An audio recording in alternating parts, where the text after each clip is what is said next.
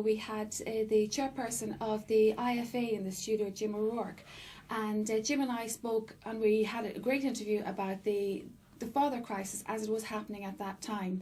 And we did say at Cavan TV News and Views that we would keep an eye on the father crisis. But unfortunately, as time has gone on, we see that the crisis has not got any better due to the weather conditions at the moment and due to the late growth of the grasslands. So we brought back to the studio today, and I caught up with them during the week. I caught up with Councillor and Farmer Winston Bennett from Dilla and Ballina, and Paddy Denning, Paddy is a farmer and an agricultural contractor, and Paddy is also on the county executive of the IFA, and we have them in the studio this afternoon to talk about the crisis and the worsening crisis. Very welcome to the studio, Paddy and Winston. Thank you, Anya. Thank you for coming along. I know you're very, very busy, and it's a stressful time for everybody. Thanks for taking time out to come along today. So, Winston, as I said, I was speaking to Jim O'Rourke earlier. It was about 3 weeks ago, and actually everybody hoped that things would get better, but as we see, the weather hasn't got better.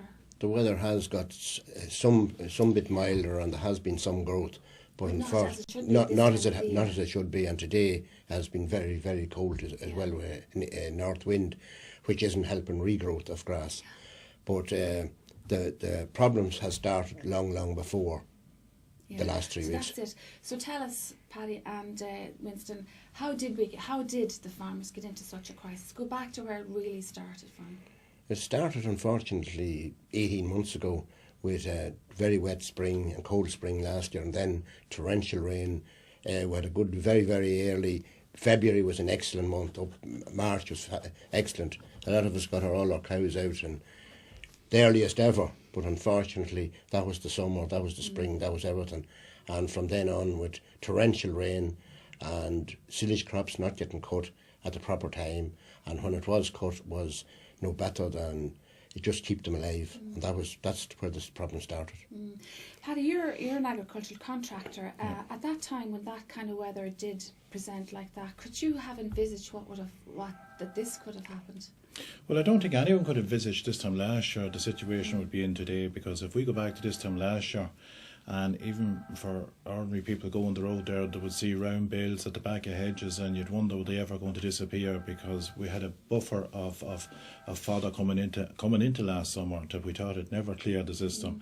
And yet now, with the way the weather came then afterwards, especially in June, from about the second week of June onwards, a lot of that material was absorbed by the month of August. And then people started to get worried. And then there was a good bit of stuff made last summer. But Did you get the three cuts? Did they get the... No, they would have only got... A lot of people would have got...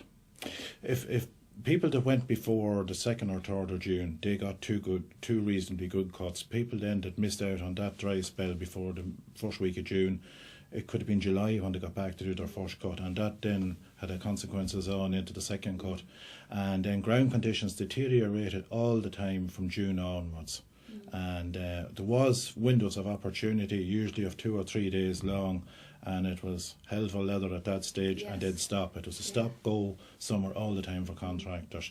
But the round bale would have saved, like if we go back to 1984-85, when County Cavan, County Mon and all this area would have only maybe a half dozen round balers in the county. Now there's probably a half dozen in each parish, if not more. So it was able to get through the work in a shorter time.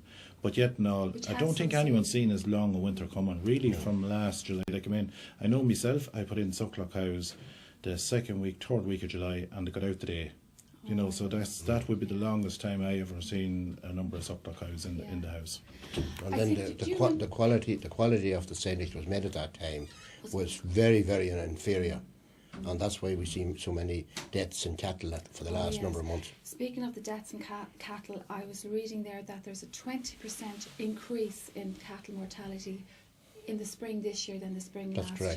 That's correct. So just to give people who are not really aware of this, cattle that are used to eating silage and baleage and hayage and all that kind of thing, and if then they're changed on to roughage, they're not able for it, are they? It's not that they're not able for it, but the quality of the silage that had been eaten wasn't good enough. It wasn't that one had been getting meal along with it. Yeah. And because of financial situations, farmers found themselves that they tried to give them a wee lock of meal, but not enough. And then it's just one thing after another. And that because there was no sun last year to ripen the grass or to bring the minerals into the grass, there was a lot of minerals lacking in the silage, and it's an ongoing consequence. So obviously now the nutritionism wasn't in the silage. No, the nutrition that's going wasn't. to carry on to next year as well, and the newborn cows and the quality of the milk and everything, won't it? Well, the problem for the last number of months has been that farmers were the silage, they had none in the pits, and then we see the co-ops and fair play, they have to be congratulated, all our co-ops and farmers marts and IFA has to be congratulated for the work they have done in sourcing fodder in England and Wales and even in France. And the Minister for Agriculture, Simon Coveney, has brought in a subsidy to help to alleviate the costs, which has to be welcomed. We'll get to that in a minute. But going back on the history of farming and everything, do you remember 1985 when it was the wettest summer ever? Yeah. And Yes. Well, in did farmers learn anything from that? Well, farmers, I think, learned a lot from that, and it was those 2 years was really the invention of the round bale. Yes. That they come to the fore, because at that time it was just dole type silage, and farmers it definitely was a big learning curve, and we probably hadn't as many heavily stocked farms at the time either, and there was a build over, because if we go back to my father's time, I remember it well that our fathers used to tell us that we needed enough silage or hay at the time, fodder in the yard, to do to at least the 20th of April. And if you had any over, it was good as money in the bank. And unfortunately, we probably went away from that because maybe reading too much of the media and that we should have our cows out from the calf in February. That's all right down in West Cork or down in Cork, but it doesn't work in this county. So the old people have got it fairly right. So going back to the 1985, and you said the bad summer then, did people learn anything from it? It was raining, the land flooded. Why didn't help come in the form of systems come in, like to drain land, to cope for things like this if it happened again? Well, the drainage, there was grants in the 80s for drainage, and there was a lot of money spent and a lot of land was reclaimed at that time. Okay. But unfortunately, the grants finished a number of years ago. But because of the consistent wet weather, like we're after having 3 or 4 really wet years. So I know as a councillor, I have called on the Minister to reinstate a grant for reclamation, because all you have to do is drive along our roads and we see the land that we never seen rushes and fields. The rushes is coming back, and that's because they're waterlogged. And I know some of my own fields that I've never seen pools of water in. They actually get stuck in them. So I think we need that. You talked there about stocking the land and overstocking. Do you think that maybe some farmers are guilty of overstocking? Well, you see, I suppose if there was enough money in keeping low volumes of stock, every farmer wouldn't be overstocking. It's getting the best margin out of your total acreage is what you're aiming for. So therefore, you have to work at a stocking rate that will return the best margin, and you always hope for the weather. Like, I mean, right, it's 1985, this is 2013, it's almost 30 years since we were in this situation before, so like, we're a generation on, I mean, at this stage, you know. What farmers have to do in the future, listening to them, they all say they need a sort of a reserve of 1 pit of silage, you know. That's what definitely dairy farmers are thinking in that line now. In other words, they have the traditional first cut, second cut, and have a third pit that will rotate. In other words, that there'll always be one full to cover a time like this. And that's probably... Is that going to be hard to do now, Paddy, with trying to get that now, while you're still trying to just feed what you have now? Yes, it's going to be difficult this year, but, you know, over we'll say next year, the following year, a lot of farmers will be looking to build up a reserve so that if they're hitting 5 or 6 years' time, that they may have a buffer to keep them going, like, you know. I mean, come back to 1985, and I know a good bit about the round bale, and not since that, but probably 1990 I started it. But the round bale was practically developed in this area. It was developed in McCormick's in Killashandra, and it basically was the fella that owned it at that time. He was over in England, and the system they had of rapid milk replacer in the factory was using sort of like cling film around, and he thought this idea, wouldn't it be great if we could develop that onto a way of making silage, you know, fermentation for the silage.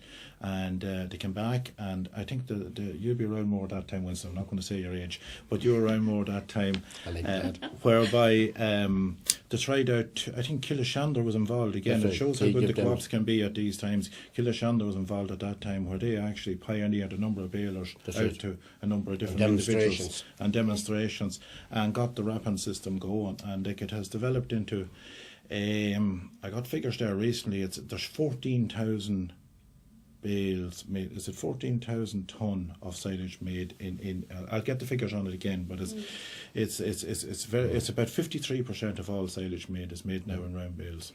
And just to follow on from Paddy's point there about farmers being heavily stocked, the one thing Cavan must remember, and Monaghan and this area, we have a lot of small fragmented farms, and to keep a family they had to be as intensive as they possibly could to try and eke out a living out of it. And that has led us into the problem.